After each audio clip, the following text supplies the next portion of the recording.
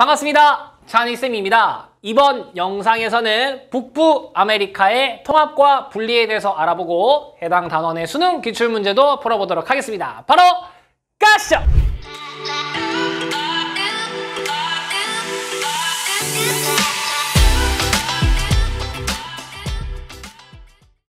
자, 북부 아메리카 지역의 지역 통합에 대해서 먼저 알아보도록 하겠습니다. 자, 북부 아메리카 같은 경우는요, 경제적으로 지금 지역 통합이 이루어지고 있습니다. 그것이 바로 북아메리카 자유무역협정 나프타가 되겠습니다. 자, 여러분 헷갈리시면 안 되는 거, 정치적 통합은 하지 않고 있습니다.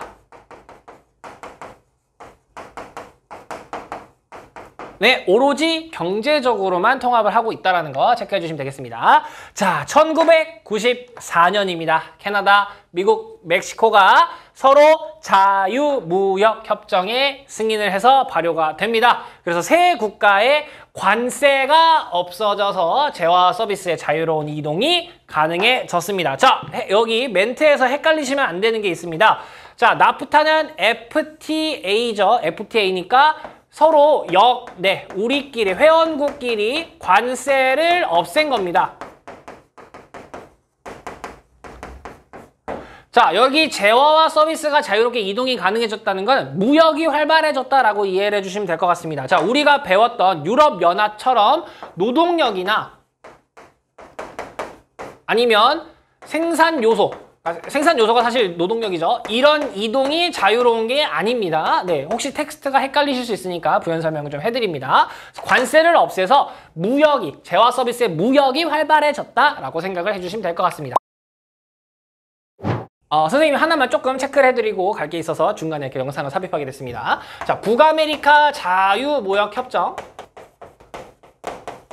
자, 요거를 영어로 바꾸니까 북아메리카가 노스 아메리카죠. 노스 아메리카의 자유무역협정 프리 트레이드 어그리먼트에서 나프타라고 부르는 겁니다. 그런데 요게 최근에 과거, 지금은 대통령이 바뀌었지만 트럼프 대통령 때 요거 명칭을 바꿉니다.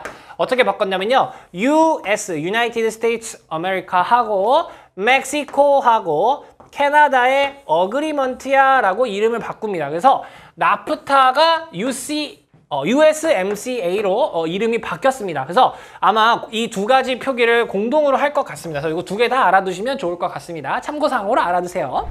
자, 여기 세 국가 같은 경우는요, 참 이 상황이 잘 맞아 떨어졌습니다. 캐나다 같은 경우는요, 나는 선진국이야. 돈 많아. 그리고 우리 땅에 자원 엄청 많아. 이거 쓸 데 있어? 물어본 거죠. 미국은 나 자원하고 자원분 탔나? 나 그게 탔나? 근데 나는 뭐이냐면 나 기술력 있어. 그리고 너희보다 또 막강한 달러라는 돈이 있단다. 자본이 있어. 멕시코 같은 경우는 야, 나는 너희보다 훨씬 인건비가 저렴해. 노동력. 그리고 나도 자원 은근 많아. 어머. 셋이서 서로 눈빛 탁탁탁탁 교환해보니까 야, 우린 될 것 같아. 우리끼리 하면은 시너지 날 것 같아. 그러니까 어마어마한 시너지를 낼 수 있었다. 시너지가 최고다. 진짜 그냥 서로 경제적 목적으로만 봤을 때는 최고의 시너지를 낼 수 있는 조합이다 라고 말씀드릴 수 있는 거죠. 그래서 여러분은 자, 이걸 텍스트로 정리했는데요. 캐나다는 미국 시장의 안정적인 확보. 다 속내가 있는 거죠. 우리가 이거 줄게 했으면 얻는 것도 있어야 될 거 아니에요. 시장의 확보. 그리고 멕시코에 대한 진출 하면 좋죠. 진출 가능성 같은 거 염두했고요. 미국은 이 멕시코에 사람들이 자꾸 넘어오는 거, 불법 이민 이런 거 자꾸 신경 쓰였는데 오히려 이걸로 인해서 조금 방지를 할 수 있게끔 약간 이렇게 할 수 있는 게 생겼고, 멕시코는 야, 선진국이랑 교육을 이렇게 마음껏 할 수 있다는데 어디서 마다하겠습니까? 바로 딱 하는 거죠. 그리고 첨단 기술 준대. 갖고 와야지. 그러니까 이 시너지가 엄청났다. 셋이서 합쳐지니까 어마어마한 시너지를 냈다. 이겁니다. 네, 서로 이해타산이 맞아졌다. 이렇게 보시면 될 것 같아요. 자, 그래프를 볼게요. 자, 1985년은 나프타도 발효가 안 됐고요. 유럽연합도 지금과 같은 모습이 아니었습니다. 개별 국가들이고 막 이랬을 거예요. 그때는 그러니까 미국이 짱이니까 여기 아무래도 나프타가 좀 높게 나온 걸 볼 수 있습니다. 유럽연합이 결성되고 나니까 유럽연합이 이제 나프타를 이기기 시작합니다. 그리고 이제 FTA 이제 나프타가 발효 94년에 됐죠. 그리고 이제 성장하더니 자, 2005년부터는 나프타가 이깁니다. 와, 그러니까 경제 성장이 어마어마한 거죠. 여러분, 나프타는 3개국이에요. 그죠? 미국, 캐나다, 멕시코 3개국이에요. 여기 28개국이죠? 이깁니다. 와, 어마어마한 경제 협력체가 된 거죠. 네. 자, 그래서 북아메리카의 자유무역 협정으로 어떤 영향이 있었냐? 긍정적인 것과 단점이 있겠죠. 긍정적인 건 이 세 국가 회원들끼리 캐나다, 미국, 멕시코가 서로 교역이 엄청나게 증가하게 됩니다. 그리고 이거죠. 세계 시장의 경쟁력이 어마어마하게 확보가 되는 겁니다. 이거 보시면 이제 유럽연합보다 훨씬 잘 나가는 그런 그룹이 됐으니까요. 예. 그래서 요거를 이제 얘기하는 거죠. 야, 나 나프타야. 그러면 국가들이 나프타야? 약간 이렇게 되는 거죠. 그리고 회원국들의 이 투자가 굉장히 활성화가 된다. 뒤쪽에서 조금 자세하게 볼 겁니다. 자, 근데 부정적인 것도 있습니다. 자, 미국 제조업이 국외 이전을 하게 됩니다. 어디로? 특히 멕시코 쪽으로. 자, 그러다 보니까 미국 내의 이 제조업 일자리가 줄어드는 현상도 발생을 하더랍니다. 그리고 멕시코에는 자꾸 공장들이 들어오죠. 그러니까 환경오염이 심해지고요. 그리고 멕시코가 특히 이 미국 의존도가 매우 증가하게 됩니다. 그러니까 캐나다보다 멕시코가 더 부정적 측면이 크니까 그걸 좀 써놓은 겁니다. 네, 캐나다 역시 미국에 종속되려는 그런 그 위험도는 어느 정도 있겠죠. 근데 멕시코가 좀 더 크니까 멕시코를 좀 많이 언급을 한 겁니다. 자, 그래서 이 나프타가 발효되고 나서 어떤 변화가 있었는지 볼게요. 자, 90년 나프타 이전에는 이 세 국가가 교역을 어떻게 했는지 봤더니 미국하고 캐나다만 조금 교역하고 있고요. 멕시코하고도 사실 그렇게 교역을 안 하고 있어요. 그러니까 미국하고 캐나다는 서로 영어 쓰잖아요. 서로 사실 앵글로 섹슨족 하나잖아요. 네, 비슷한 애들끼리 서로 그냥 교역하고 있었던 거예요. 근데 나프타가 딱 발효되고 나니까 훨씬 교역량이 증가할 거예요. 특히 어디? 멕시코와의 미국 교역량이 매우 증가합니다. 보세요. 미친 듯이 증가했습니다. 그죠? 네, 이렇게 된 거고요. 그리고 캐나다하고 멕시코는 사실 속내는 뭐예요? 이 미국을 어떻게 좀 이렇게 해가지고 좀 서로 이득을 취하려는 거 아니었겠어요? 그죠? 그래서 캐나다하고 멕시코 같은 경우는 교역량이 증가하긴 했으나 이렇게 미국만큼 뚜렷하게 증가하진 않다라는 걸 좀 보여주고 있는 거죠. 자, 그리고 이 자료 같은 경우는요, 멕시코의 대미 무역 수지와 해외 직접 투자 유입액입니다. 자, 요거는 대미 무역 수지니까 여러분, 이 우상향 그래프 어마어마하게 무역 수지가 증가하고 있다는 거 정말 최고라는 거 아니겠어요, 여러분? 네, 선생님 주식도 이렇게 됐으면 좋겠어요. 그죠? 근데 선생님 주식은 왜 이렇게 되고 있죠? 아닙니다. 네. 언젠가 오르겠죠. 네. 그리고 여기 잘 안 보이지만, 선생님 이렇게 한번 그려보면. 자, 요거는 멕시코로 유입된 해외 직접 투자입니다. 요것도 역시 우상향 증가하고 있는 걸 볼 수가 있는 거죠.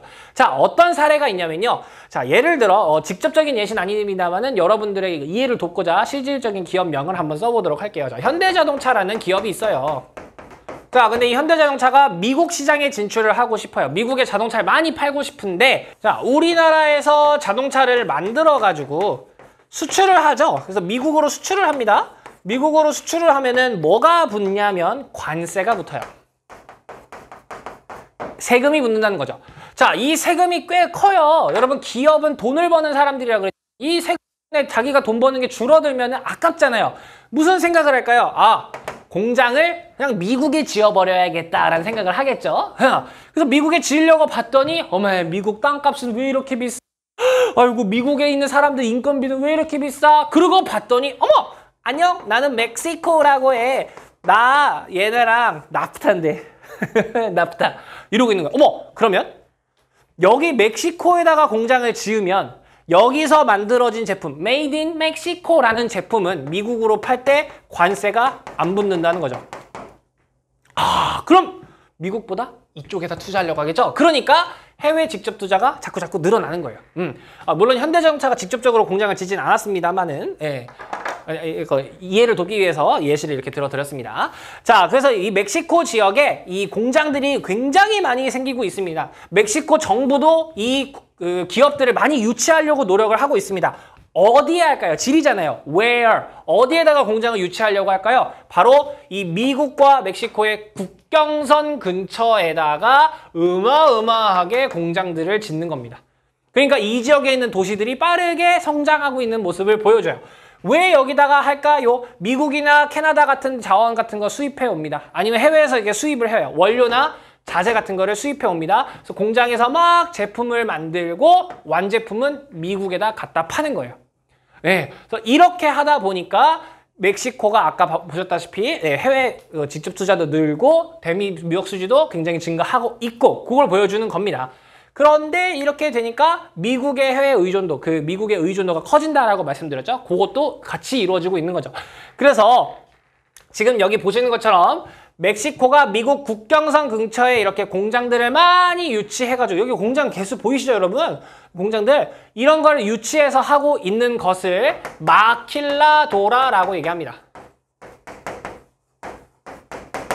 이 마킬라도라를 정책 이름으로도 생각하셔도 좋고요. 여기 있는 공장들을 마킬라도라라고 생각하셔도 좋아요. 상관없습니다. 여기 공장들이 많이 국경 지역에 몰려있는 요것을 마킬라도라라고 한다. 네, 멕시코가 현재 이런 상황이다. 이렇게 보시면 될 것 같습니다. 자, 그러면 통합을 알아봤으니까 분리는 어떻게 이루어지고 있는지 분리 독립 움직임을 살펴보도록 하겠습니다. 자, 북부 아메리카, 미국하고 캐나다 위주는요. 여기는 처음에 유럽계 사람들이 많이 와서 이주를 합니다. 특히 영국인과 프랑스인들이 많이 왔는데 영국인들이 대부분 점령했다고 보시면 됩니다. 영국인들이. 네, 그리고 프랑스인들이 일부 왔다. 이렇게 보시면 되겠고요. 그리고 그 이후에 아프리카나 아시아 같은 데서 이주가 증가했습니다. 자, 요거가 이 내용밖에 없는데 평가원 기출에서 인종, 민족이 어디 많이 살고 있습니까? 라는 선지가 나왔습니다. 그래서 그거를 그래도 대비해드려야 되니까 딱 요 정도 수준까지만 아시면 되겠고요. 정확한 분포까지 모르셔도 되니까 요 정도까지만 좀 정리해 주시면 좋을 것 같아요. 자, 처음에 미국이 이렇게 생겼어요. 그죠? 그리고 위에 캐나다가 있죠? 이렇게. 그리고 멕시코, 이렇게. 네, 이렇게 생겼죠? 간단하게 그려볼게요. 자, 처음에 유럽계 사람들이 옵니다. 어디로요? 여기. 대서양 건너서 이렇게 왔겠죠? 그래서 이쪽 지역에 유럽계 사람들이 많아요. 자, 여러분 요즘에 그 인종차별 문제 때문에 백인이라고 표현을 안 하고 유럽계라고 표현을 하는데요. 쉽게 백인을 유럽계라고 한다라고 생각해 주시면 됩니다. 자, 유럽계 사람들이 여기에 많이 왔고 그리고 점차 이렇게 퍼져 나간 겁니다. 이렇게 서쪽으로 이런 식으로 보시면 되겠고요. 자, 그 다음 많이 왔던 민족이 누구냐면요. 요렇게 이 멕시코 국경 쪽 그리고 라틴 아메리카 밑에 있는 라틴 아메리카 이쪽에서 이렇게 많이 옵니다. 이 사람들은 라틴 아메리카가 스페인어를 쓰고 있죠. 미국 내에서 스페인어를 모국어로 하는 사람들을 히스패닉이라고 부릅니다. 히스패닉. 그래서 요즘 미국에 히스패닉 인구가 많이 증가하고 있는데 어디 쪽에서? 요 남쪽에서 멕시코 국경 근처 요쪽에서 많이 늘어나고 있다. 요 정도만 좀 알아두시면 좋을 것 같아요. 네. 그리고 아시아 계열은 어디로 왔겠습니까? 태평양 건너서 왔으니까 이렇게 온 거에서 요쪽에 아시아 계열이 많아요. 그래서 여러분 여기가 LA인데 LA의 한인타운이 엄청 크게 되겠죠? 네, 이쪽에 아시아계가 많다라는 거. 그리고 이제 아프리카계에서도 많이 오는데요. 아프리카계는 여기 남쪽 지역에 아주 따뜻한 요런 데가 목화를 재배할 수가 있었어요. 그래서 여기 남쪽 지역으로 많이 사람들이 오게 됩니다. 아프리카계가. 네, 그래서 여러분 재즈 들어보셨죠? 이 뉴올리언즈 이쪽에서 재즈가 시작된 거잖아요. 재즈 아시죠? 이렇게 완전 브루스 막 하는 거, 브루스? 이쪽으로 이렇게 왔다. 그래서 우리가 아는 스토리 요 정도로만 좀 기억해 주시면 될 것 같아요. 그 쌤이 찾아보니까 교과서 4종 중에서 이 히스패닉 인구가 증가하고 있습니다라고 천재 교과서에서만 소개하고 있고 나머지 교과서에서는 이 인종 얘기가 나온 게 없는데 요 히스패닉 얘기가 천재 교과서에 나와서 그런지 몰라도 이게 수능 선지로 등장을 했습니다. 이쪽 지역에 히스패닉이 많다라는 선지가 등장을 했어요. 그래서 요 정도는 좀 알아두면 좋을 것 같습니다. 네, 그래서 처음에는 유럽계를 중심으로 왔는데 점차 아프리카, 아시아계에서 이주가 증가했고 최근에 히스패닉이 엄청 증가하고 있다. 요거 좀 알아두시면 좋을 것 같아요. 자, 그래서 캐나다 같은 경우는요, 그래서 캐나다, 미국 같은 경우는 다양한 민족, 인종이 다양하게 어울러가는 다문화 사회가 되어 있습니다. 그러니 이제 갈등이 좀 있겠죠. 다문화 사회니까. 자, 근데 가장 대표적인 갈등은 캐나다의 퀘벡주입니다. 퀘벡주.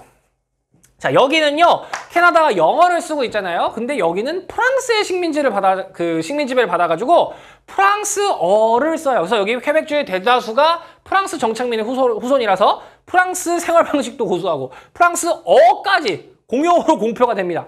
자, 여러분, 언어가 다르면 그냥 완전히 다르다고 했죠. 나 분리독립할래! 라고 한 거죠.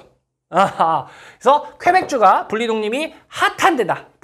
이 북부 아메리카 지역의 핫한 분리독립 지역이다. 이렇게 보시면 되겠습니다. 퀘벡주인데요. 여기 같은 경우는 국민투표도 했어요. 근데 국민투표 결과가 49대 51로 독립 반대가 이겨요. 그래서 지금 약간 이제 기각된 상태인데 지금도 계속 그래도 요구하고 있다고 합니다. 자, 지리 where입니다. 위치죠, 위치. 퀘벡주가 어디 있는지 체크하셔야 됩니다. 어딘가 체크해 보겠습니다. 자, 캐나다 지도가 있는데요. 여러분 캐나다는 선생님이 사람이 이렇게 생긴 거라고 말씀드렸죠? 약간 이렇게 생겼단 말이에요. 이렇게 해서 이렇게 생겼잖아요. 네, 오른손입니다. 오른손. 캐나다의 이 오른손 여기 퀘벡주가 여기예요. 여기가 지금 독립이 굉장히 활발한 지역이다. 퀘벡주 여기입니다. 여기 이렇게 했을 때 여기 이렇게 여기입니다.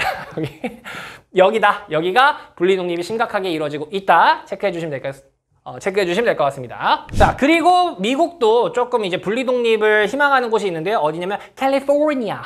캘리포니아. 우리가 배웠던 실리콘밸리랑 LA에 있는 곳이고요. 그리고 텍사스. 이런 데는 연방 탈퇴할래? 라고 움직임. 여러분, 이게 지금 막 할 거야 이게 아니라 움직임. 할까?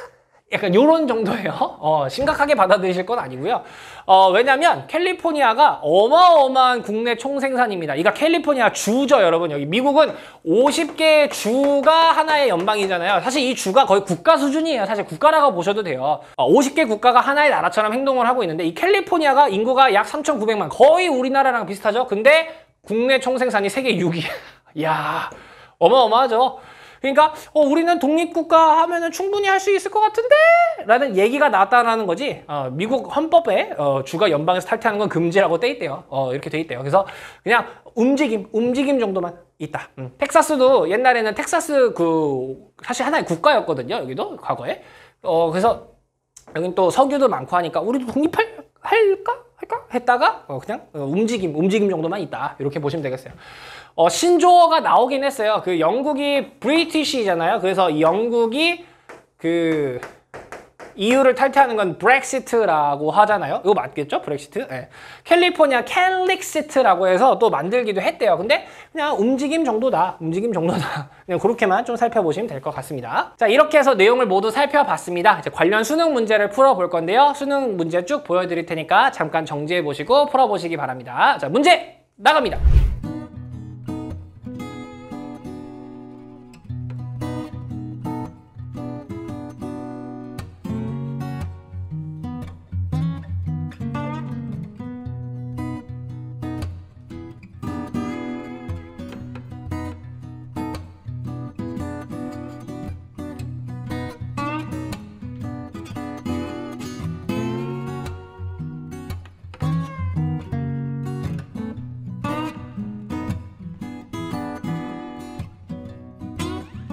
네, 문제 모두 풀어보셨죠? 자, 문제 꼭 풀고 해설을 들으셔야 여러분께 됩니다. 자, 문제 풀어보도록 하겠습니다. 작년 수능 문제네요. 2021학년도 수능 6번 문제입니다. 가나 국가 내 갈등을 나타낸 것이다. 가나에 해당하는 국가의 A씨에서 골라!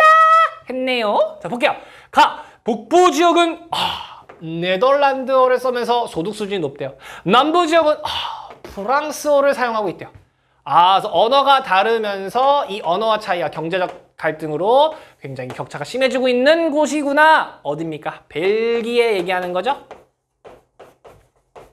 자, 벨기에 국가 찾을 수 있어야겠죠? 벨기에는 이 독일과 프랑스 사이에 껴있는 두 나라, 여기서 남쪽에 있는 나라입니다. A가 되겠죠? A. 자, 그다음 북동부에 있는 자치주가 국가 면적의 10%밖에 안 된대요. 근데 GDP의 약 20% 차지한대요. 그리고 까탈루냐 어딥니까? 네, 여기 스페인의 여기 동쪽 끝, 여기 카탈루냐죠? 스페인, 에스파냐를 얘기하는 거네요. 에스파냐니까 B 골라주면 되겠죠? 그래서 1번을 골라주면 되겠습니다. 좋습니다. 다음 문제 넘어가 볼게요. 네, 역시 작년 수능 문제입니다. 작년 수능 20번인데요. 자료에 가나 도시에 대한 설명을 옳은 것을 보기 위해서 골라봐 했네요. 자, 가는요. 도시의 중심부인 맨하튼. 그리고 19세기 도시계획. 아주 옛날 그런 중세 이럴 때가 아니고 19세기 도시계획이네요. 그리고 월 스트리트. 어딘지 아시겠습니까? 가나 도시 어디입니까? 가는 뉴욕이 되겠죠. 그리고 나는요, 개선문 있고요. 방사형 도로망은 19세기에 다시 전면 재정비래요. 여기는 19세기에 계획을 했고 여기는 재정비했네요. 그럼 그 이전부터 도시가 계속 있다라는 거죠. 자, 그리고 구도심 외곽에 새로운 라데팡스 어디입니까? 파리네요. 자, 즉 여기는 가는 북부 아메리카의 도시를 물어보고 싶었던 거고 나는 유럽의 도시를 물어보고 싶었던 거죠. 북부 아메리카의 도시와 유럽의 도시 비교해서 분석해봐 하는 거였네요. 보기 볼게요. 가에는 국제연합본부가 있다. 자, 뉴욕은 최상위 세계 도시로서 국제연합본부가 있는 곳입니다. 도시에서도 한번 언급을 해드렸었는데요. 수능에서도 언급이 됐네요. 기억은 맞는 설명. 니은 나이는 파벨라라는 불량주거주택 지역이 있다. 아, 요 파벨라는 우리가 나중에 배울 건데요. 이건 라틴 아메리카에 있는 것입니다. 라틴 아메리카에 있는 거고요. 니은은 틀렸어요. 뜨겁가는 나보다 도시의 발달 역사가 짧다. 아, 우리가 이걸 보고 유추할 수 있어요. 그죠? 북부 아메리카는 유럽인들이 이주해 와서 만든 도시다 보니까 도시의 역사가 짧다라고 배웠죠? 맞는 설명이네요. 그리고 리얼 가는 유럽, 나는 라틴 아메리카. 아니, 틀렸네. 완전 틀린 설명이었죠? 그래서 기억, 디귿 2번을 골라주면 되겠습니다. 좋습니다. 다음 문제로 넘어가 볼게요. 자, 요건 2019학년도 수능 19번입니다. 자를 가나를 지도 A시에서 골라봐. 자, 가 도시의 특징 나오네요. 편리한 수운. 아, 수운이 있군. 주변에 지하, 자원. 어허. 중화학공업. 미국이 나왔고요. 미국의 중화학공업 발달한 곳. 그리고 포드사죠. 자동. 그리고 러스트벨트. 어디를 얘기하는 겁니까? C를 얘기하는 거네요. 자, 우리는 이제 수능을 준비하는 거니까요. C의 도시 이름이 디트로이트입니다. 아, 좋습니다. 나 면화의 집산지 선적항공. 이런 얘기 여러분 들어보신 적 없잖아요. 어떡하지? 괜찮아요. 석유화학. 그리고 항공우주국 나사의 첨단 우주 항공산업이 발달한 어디입니까? 휴스턴. B죠. 그래서 5번을 고르면 되고요. 요거는 휴스턴에 대한 설명이었습니다.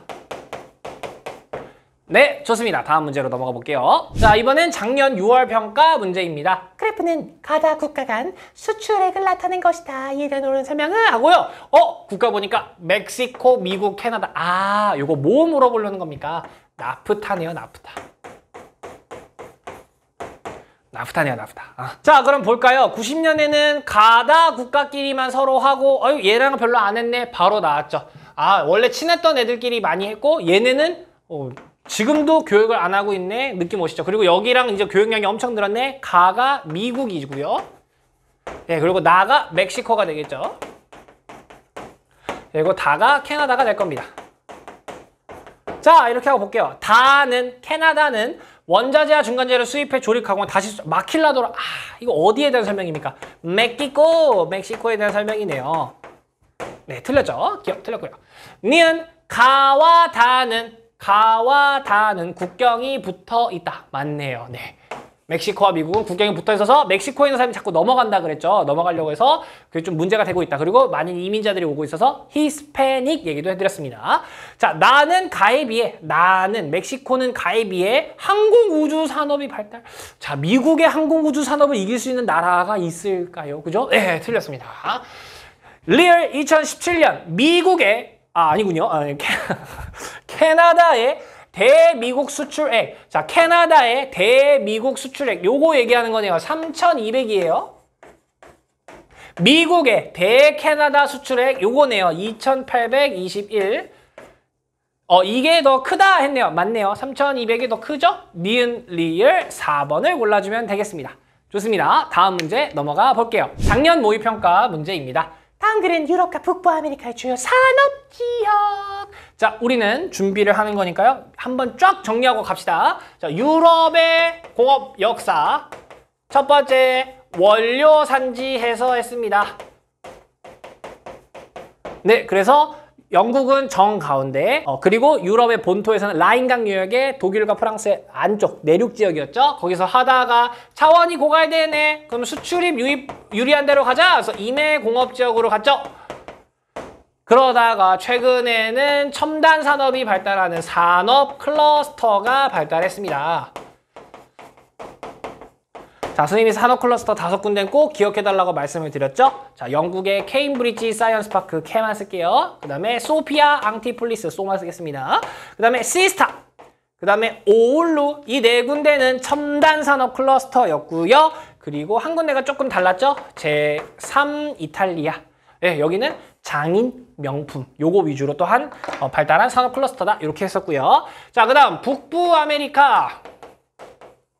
북부 A라고 쓸게요. 처음에는 이주해 오자마자 공업이 발달합니다. 뉴 잉글랜드. 처음이니까 경공업 위주로. 그러다가 이걸로는 발전할 수 없어. 그래서 중화학공업 해야 돼. 그러니까 옆에 뭐가 있더라? 5대5가 있더라. 5대5로 간다. 자, 5대5 연안에서 중화학공업 했습니다. 자, 근데 이 5대5 연안공업지역이 슬슬 쇠퇴하기 시작합니다. 그래서 러스트 벨트라고 표현하기도 하고요. 그리고 너무 추운 데 있다 보니까 스노우 벨트라고도 표현을 합니다.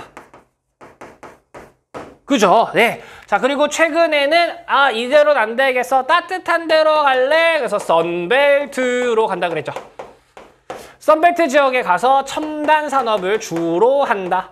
선생님이 체크를 4군데 해드렸어요. 시애틀, 샌프란시스코의 실리콘밸리, LA, 첨단산업, 영화산업, 그리고 휴스턴, 텍사스 있는 쪽. 네, 거기입니다. 이렇게 체크하고 문제 읽어볼게요. 러스트벨트에 위치한 도시로 끝났죠? 끝났죠? 5대5 근처겠구만. 그리고 세계 자동차 산업의 중심지 포드사. 네. 외국산 자동차 수입 쇠퇴했다. 그래서 최근에는 좀 열심히 하려고 노력하고 있다. 어딥니까? 디트로이트. B를 얘기하는 거죠. B가 3개나 있네요. 다음, 1960년대 이후 기업, 대학, 연구소 하나로 뭉치고 있죠. 그래서 혁신 클러스터. 이곳은 니스와 칸 사이 위치하고 있대요. 자, 니스하고 칸을 알고 있으면 그냥 거저주는 문제인데 니스, 칸 어딘지 모르잖아요, 우리는. 근데 뒤에 힌트 나온다고요. 지중해! 지중해성! 어딥니까? 여기 지중해성 만나고 있는데 C밖에 없네요. 소피아, 앙티폴리스입니다. 그래서 B, C 4번을 골라주면 되는 겁니다. 좋습니다. 이 공업 발달 역사는 너무너무 중요합니다. 다시 한번 체크해 보시고요. 다음 문제로 넘어가 볼게요. 9월 모의평가, 작년 9월 모의평가 문제입니다. 크림이 가다에 해당하는 국가를 지도에 A씨에서 고른 것은? 이렇게 물어봤네요. 자, 유럽연합의 회원국입니까? 자, 이 질문 때문에 평가원이 학생들이 유럽연합 회원국을 알기를 원하는 거라는 걸 알 수 있습니다. 네, 그러니까 EU 회원국입니까? 봤습니다. 자, 그럼 우리가 정리해야죠. 우리가 알고 있는 대부분 국가들은 다 EU야 라고 했는데 EU인 줄 알았는데 아닌 국가가 있네. EU인 줄 알았는데 아닌 국가 3국가가 있었어요. 어디였냐면 아이슬란드, 그 다음 노르웨이, 그리고 스위스, 이렇게 3국가였습니다. 그래서 선생님이 앞글자 혹시 도움이 되신다면 타노스 이렇게 좀 기억하시면 좋다고 했는데 도움이 안 될 것 같습니다. 아무튼 이거 약간 새로운 신조어 같네요. EU가 아니라는 겁니다. EU. 아이슬란드, 노르웨이, 스위스입니다. 자, 유럽연합의 회원국입니까? 네, 얘래요. 얘. 근데 A 국가를 보니까 A가 노르웨이죠. 자, B는 벨기에입니다. C는 스위스네요. 그럼 유럽연합의 회원국입니까? 회원국은 벨기에밖에 없네요. 그러니까 가에 B가 들어가야겠네요. 가에 B 이렇게 해야겠네요. 그 다음 복수의 공용어를 사용합니까? 언어를 많이 쓰고 있니? 그럼 우리가 배운 언어가 많은 지역은 벨기에하고 스위스밖에 없을 텐데 벨기에 이미 썼잖아요. 그러니까 뭐밖에 없으니까 스위스, C가 되는 거죠. 스위스는 국경을 마주하고 있는 나라의 모든 언어를 공용어로 지정하고 자기의 고유 언어까지 공용어로 쓰고 있다. 4개나 쓰고 있다. 스위스였죠. 그리고 아니오였으니까 노르웨이가 A에 가면 되겠네요. 그래서 B, C, A, B, C, A 요거네요. 4번을 고르면 되겠네요.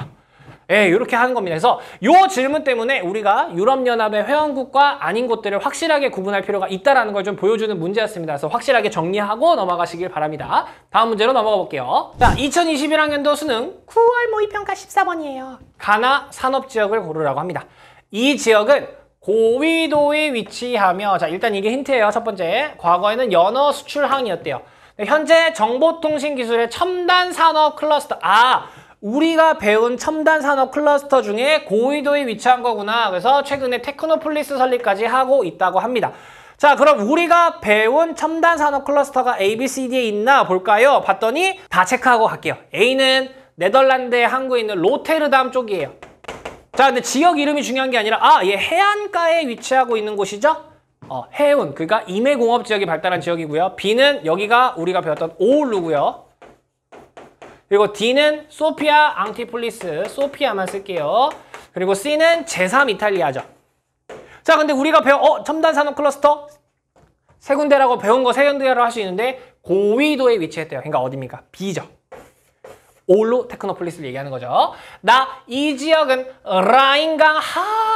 라인강이 일단 어떻게 흐르는지만 알아도 라인강 알프스에서 시작해서 네덜란드 쪽으로 요것만 알아도 바로 나오는 답이긴 하네요. 근데 보니까 항구를 통해 대규모 석유 수입, 인접한 대도시까지 파이프라인, 석유화학, 저장터 이런 것도 유기적으로 연결이 되어 있다. 그러니까 수출입이 유리한 곳에서 굉장히 산업이 발달했구나. 어디를 얘기하는 겁니까? A, 로테르담을 얘기하는 겁니다. 그래서 B, A, 2번을 고르면 되겠습니다.